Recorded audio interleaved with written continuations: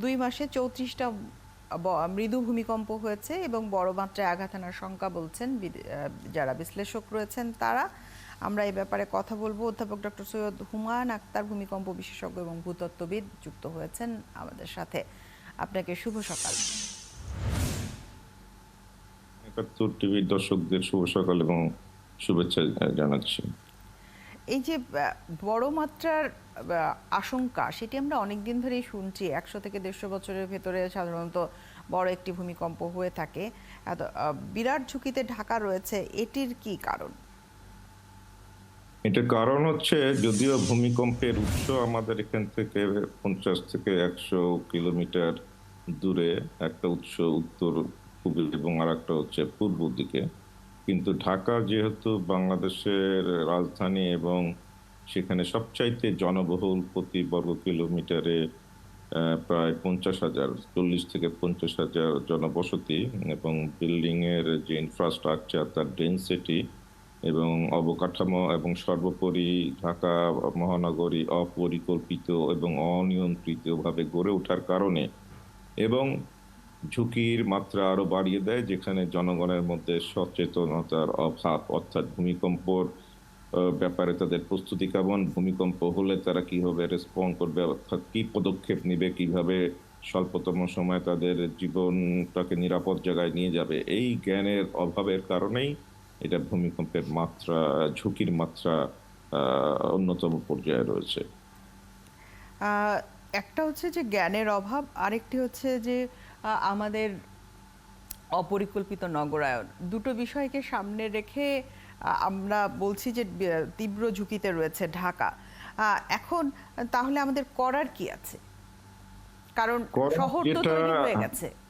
হ্যাঁ, যেটা তো আপনার হচ্ছে সাম্প্রতিক, যেটা কালের কণ্ঠ এবং অন্যান্য পত্রিকায় যেটা আমি দেখলাম, যে রাজধানী উন্নয়ন কর্পোরেশন তারা রেজিলিয়েন্স সিটি করার একটা প্রকল্প হাতে নিয়েছেন, এবং তারা বলছেন যে রেট্রোফিটিং এবং অন্যান্য প্রচুর মানে, এবং দুর্যোগ ব্যবস্থাপনা অধিদপ্তরের তাদের ভূমিকম্প পরবর্তী উদ্ধার কার্যের জন্য 2,226 কোটি টাকা তাদের বরাদ্দ রয়েছে। তার মধ্যে এই অক্টোবরে তাদের প্রকল্প শেষ হবে, অথচ কাজ শেষ হয়েছে 12.5%।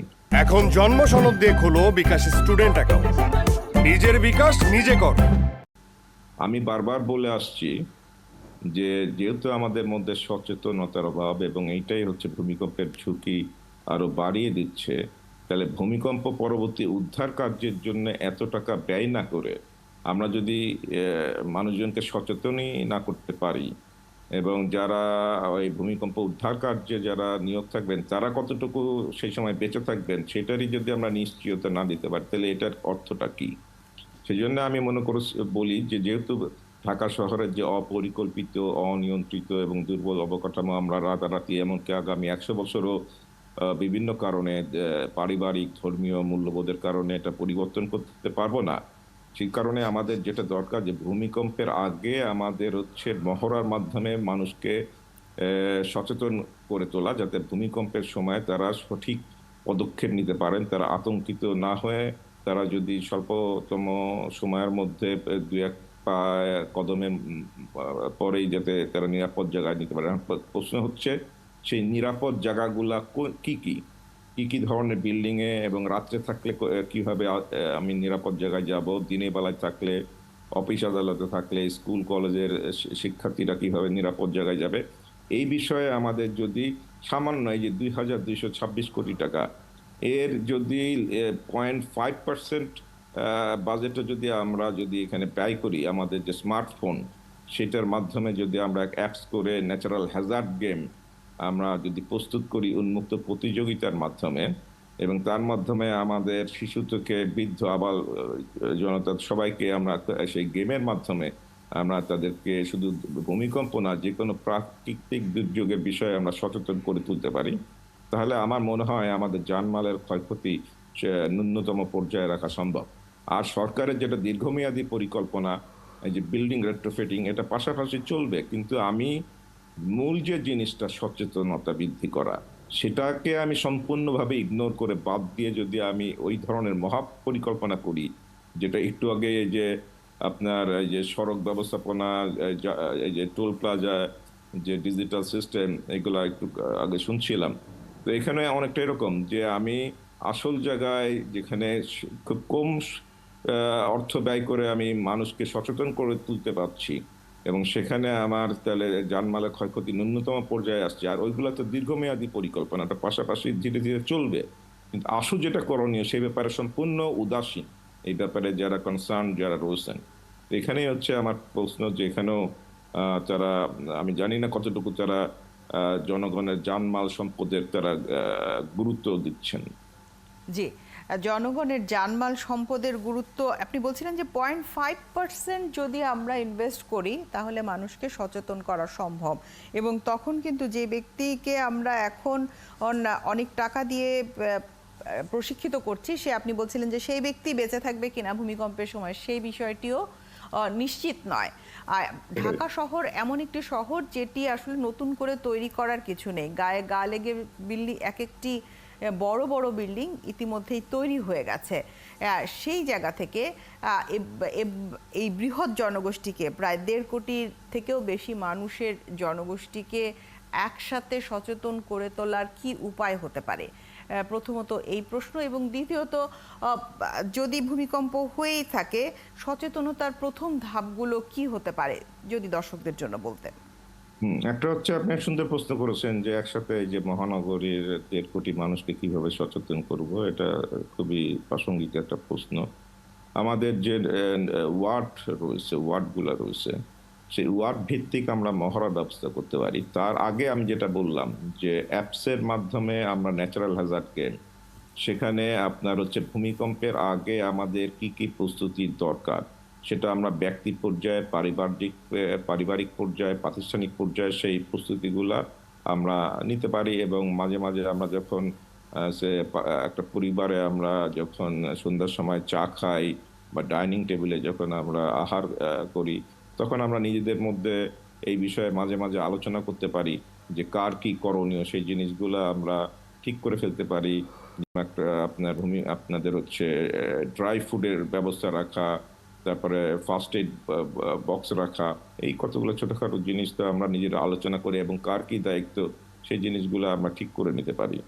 তারপরে হচ্ছে আপনার নিরাপদ জায়গা কোনগুলা, আমি যেখানে বসবাস করি এবং যেখানে আমি অফিস করি সেইখানে আমার নিরাপদ জায়গা কোনগুলা সেগুলো আমরা চিহ্নিত করতে পারি। এবং এটা হচ্ছে আপনার যারা আমরা বিভিন্ন ডিসিপ্লিন থেকে ভূমিকম্প নিয়ে কাজ করছি, কেউ আমরা ভূমিকম্পের উৎস নিয়ে কাজ করছি, কেউ আমরা ভূমিকম্প হয়ে যাওয়ার পরে ভূপৃষ্ঠের উপরে যে দালান কাঠামো সেগুলো রেট্রোফিটিং নিয়ে কাজ করছি বা সেটা কতটুকু সহনীয়, কেউ আমরা উদ্ধার কার্যের ব্যাপার নিয়ে আমরা কাজ করছি।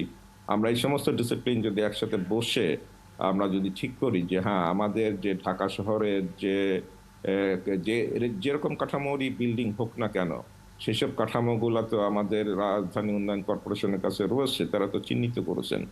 তো সেইগুলাতে কোন কোন বিল্ডিং এর কোন কোন এলাকা, আসবাবপত্রের কোন জায়গাটায় গেলে সেটা নিরাপদ, সেইগুলো যদি আমরা ওই অ্যাপসে আমরা যদি অ্যানিমেশন এবং আপনাদের ইলেকট্রনিক মিডিয়াতে যদি আপনার জনস্বার্থে যে বিজ্ঞাপন যেগুলো দেওয়া হয় যে সেইগুলো যদি আমরা প্রচার করি, আমি মনে করি 3 থেকে 6 মাস আমরা যদি একটা ম্যাসিভ প্রোগ্রাম নিই তাহলে আমরা ব্যাপক জনগণকে আমরা সচেতন করে তুলতে পারি।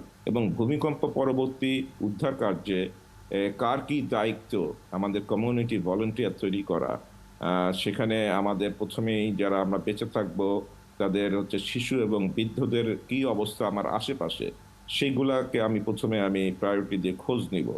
তারপরে আর একটা জিনিস যে সরকার যে পরিকল্পনা নিয়েছেন যে ভূমিকম্প পরবর্তী উদ্ধার কার্যে, এখন যদি সেই মাত্রায় যদি ভূমিকম্প হয় এবং ঢাকা শহরে যে পরিমাণ বিল্ডিং এর কথা এখানে যারা বলেছেন প্রকৌশলীবিদরা যে 40% বিল্ডিং ধূলিসাৎ হয়ে যাবে, তাহলে সেখানে কোন এলাকায় আপনার হচ্ছে বিল্ডিং সবচাইতে বেশি ক্ষতিগ্রস্ত হয়েছে, কোন এলাকায় প্রায়োরিটি বেসিসে আপনার উদ্ধার কার্যে টিম যাবে, সেইটা কিভাবে চিহ্নিত করবে, সেই ম্যাপিংটা কিভাবে করবে, সরকারের কোনো পরিকল্পনা নেই।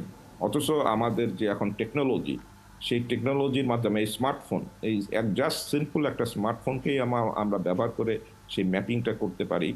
ভূমিকম্পে হলে পরে কে যখন হবে তখন কে কি ধরনের আপনার কম্পন অনুভব করছে এবং সেখানে ক্ষয়ক্ষতি কেমন হলো সেগুলো তার একটা বাটনের প্রেস করলেই আমাদের সেন্ট্রাল সার্ভারে সেইটা তার আবার লোকেশন সহ সেখানে পৌঁছে যাবে এবং যারা উদ্ধার কার্যে নিয়োজিত তারা সেই ম্যাপটা তখন একটা ম্যাপ তৈরি করে দেবে। সেই ম্যাপ দেখলেই বুঝবে যে কোন জায়গায় ক্ষয়ক্ষতিটা বেশি হয়েছে। সে তখন সেইভাবে তারা ডিসিশন নেবে যে প্রায়োরিটি বেসিসে যে কোথায় উদ্ধার কার্য, মেডিকেল টিম বা রেস্কিউ টিম যাবে সেটা তারা পরিকল্পনা করতে পারে। তাহলে এই যে ভূমিকম্পের যে প্রস্তুতি এটা হচ্ছে একটা ইন্টিগ্রেটেড। এখন আমি সরকারের মধ্যে সেই জিনিসটারই অভাব দেখছি। যখন সিডিএমপি যখন কাজ করে তখন এই জিনিসগুলোর অভাব ছিল। এখনো দুর্যোগ ব্যবস্থাপনা অধিদপ্তর যারা কাজ করছেন তাদের ভেতরে একই জিনিস দেখছি, বা অন্যান্য যারা সংস্থা যারা ভূমিকম্প নিয়ে চিন্তা ভাবনা করছে, কাজ করছে, তাদের মধ্যেও আমি সেই অভাবটা দেখছি। জি। এবং আমি বারবার সেই একই জিনিস বলে আসছি যে ভূমিকম্পের আগে আমাদের প্রস্তুতি, এবং এই যে আমি এইগুলা অ্যাপসের মাধ্যমে আমি সচেতন করলেই হবে না, আমাকে নিয়মিত মহড়া, যেটা ওই যে ওয়ার্ড ভিত্তিক, আমি এক একটা ওয়ার্ডে যদি আমি মক ড্রিল করি যে একটা সাইরেন বাজবে, কখন সাইরেনটা বাজবে সেটা বলা হবে না, তার আগে আমার এই যে সচেতন করে আমি মক ড্রিল একটা সাইরেন বাজাবো এবং সেখানে যে যে অবস্থায় থাকবে তারা সেই রকম নিরাপদ জায়গায় আশ্রয় নেবে এবং ভলেন্টিয়ার থাকবে যারা কিন্তু কিন্তু প্রত্যেকটা আপনি জায়গায় যেয়ে তারা খোঁজ নিয়ে দেখবে যে ঠিক মতো তারা নিরাপদ জায়গায় আশ্রয় নিতে পারলেন ভূমিকম্পের কি। ভূমিকম্প তো আর আগুন নয় যে এটি দীর্ঘ সময় ধরে স্থায়ী হয়। ভূমিকম্প একটি ধরেন হায়েস্ট 10 সেকেন্ড বা এর কাছাকাছি সময়ে এদিক ওদিক এটি স্থায়িত্ব হয়ে থাকে। তো এই সময়ের মধ্যে এই সময়ের মধ্যে সাইরেন বাজা বা আগে থেকে তো ভূমিকম্পের কোনো দিক নির্দেশনাও পাওয়া যায় না যে আধা ঘন্টা বা 1 ঘন্টা পরে ভূমিকম্প হতে পারে। এটির কি কোনো ব্যবস্থা আছে? না না হলে মানুষকে মানে সাইরেন বাজিয়ে কিভাবে সতর্ক করা যাবে?